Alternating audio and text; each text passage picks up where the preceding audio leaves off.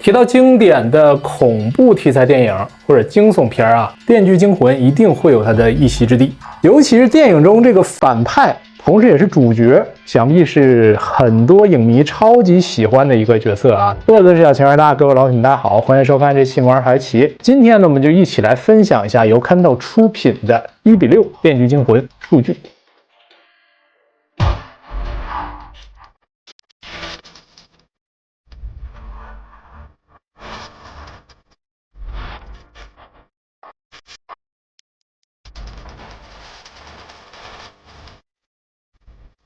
包装部分还是看一看啊，整体呢很简约，前方的一个螺旋漩涡状电锯惊魂的一个 logo 啊，超像火影忍者，就是很像漩涡鸣人那个。后面翻过来经典台词 I want to play a game， 听着就毛骨悚然了啊，就不是很想玩。东西好像还不少啊，一点点看。我先拿主体，嚯！直接连接好的是这个猪头面具的造型啊，头发很长嘛，其实是有一个像皮筋一样东西给它勒住的，保证它不会蓬起来。这个地方可以拆开。咦，这个脸做的挺还原的，而且有一点在哪儿呢？它这个猪头面具其实在电影里一直是黑乎乎的，你看的不是那么清楚，但是它用这个玩具呈现出来之后，你有很长时间可以仔细去看了啊，它这个眼睛是黑黑的啊。会去巨吓人，然后这个嘴部也有做出那种缝合缝线，表面上有这个猪皮的那种粗糙感啊，也有刻画出来。两个这个猪耳朵，看着没啥食欲，反正头发比较厚，但是压的比较实，垂感挺好的。猪头面具就是看上去会给你感觉很不舒服的那种效果啊，这也是想要还原和呈现的。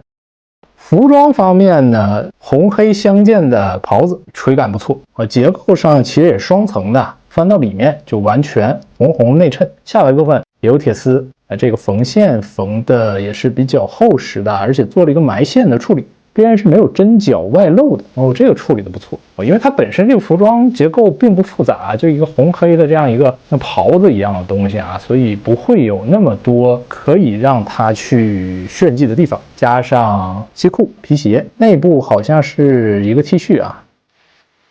这个真人头部分绝对是这款产品最大的一个亮点啊！老人头的话，我一直在说啊，它的难度不大，所以呢，其实大家会对它的要求反而会更高一些。之前有看过他自己的那个样板图或者官图啊，实际大货的呈现还是很不错的。《电锯惊魂1》中这个光头的造型，其实用这个形象是可以的，因为后面他那个稀疏的发型其实是很难用这个胶发的形象去体现的，用这个光头比较讨巧。边缘的话，合墨线有一点，但是它也有做了一定的控制这个还可以。有脖子的结构，喉结这里能看到它衰老的这些皮纹，还有连同于眼袋部分、这个颧骨部分消瘦的那种病人的病态的模样。眼睛的话不是可动眼啊，但是调整的这个神态，我觉得是符合本身角色的迷离的那种神情啊，这个我觉得找的比较到位，我是蛮喜欢的。而且你配合这个兜帽的话，就可以做进一步的展示了啊。这个兜帽边缘的这个铁丝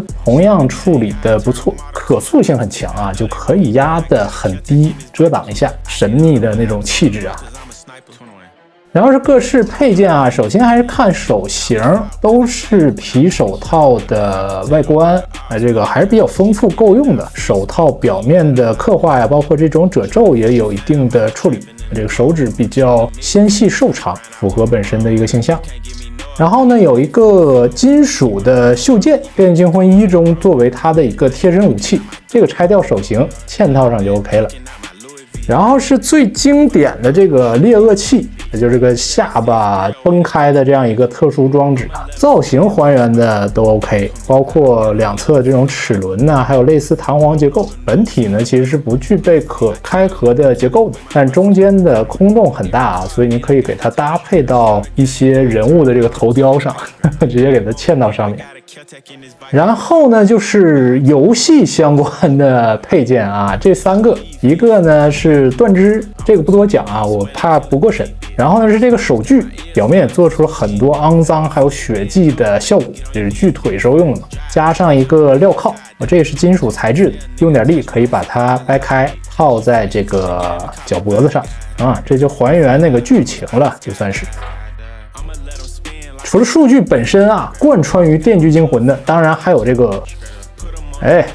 比利这个人偶的形象啊，也有附带。这个就不能说是一个配件了啊，它完全是一个人偶的形式做了出来，这个是让我比较惊喜，就它没有做一个半可动啊或者不可动的一个人偶放到一边当做配件，因为采用了这个布衣，所以质感看上去也蛮好的，本身有点褶皱的这个效果，里3层外3层的，这个挺厚实的。头部的话还原程度也不错，那种麻麻赖赖的啊，就第一部中它这个感觉是比较粗糙的那种啊，就不是那么精致的一个道具，玩具也对这个电影中的形象做了一个呈现，挺好。我就觉得这个《电锯惊魂》后面好多镜头里，这比利这个面具有时候有点过于帅气了，反而失去了最开始那种恐怖的感觉了。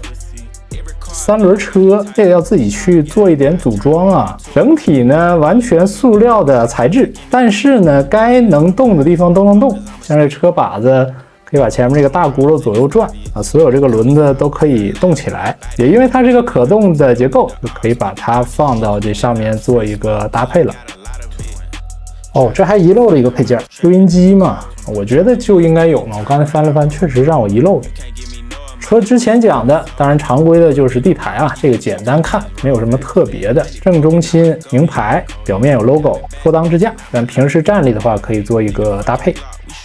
拆箱玩了一下啊，我觉得蛮用心的，肯定很喜欢这个电影啊，几乎是把这个电影中很多线索性的关键的道具做了一个呈现啊，尤其还有比较血腥的、比较猎奇的，加上它这个售价是好像是1400块钱左右啊，那这个性价比我个人觉得还是挺高的。基于这个价格的话，没有什么可挑剔的。而且呢，像我说的这个比利，它给你做了一个可动人偶，一个产品就把你想要的都做了出来。然后数据这个头雕不多说啊，老人头发挥的很稳定啊。一般来讲，我觉得没有可动眼是一个遗憾，但是这款的话都不错啊，而且眼神的一个还原，我是觉得这个很灵魂。尤其《电锯惊魂10》，眼神几乎都是这种飘忽不定的，有点让人琢磨不透的一个状态啊。我觉得这个拿捏的可以。就不多说了，我觉得这款产品真的还是很有趣的啊！如果你喜欢《电锯惊魂》，同时又喜欢玩1:6的可动人偶的话，不妨去体验一下。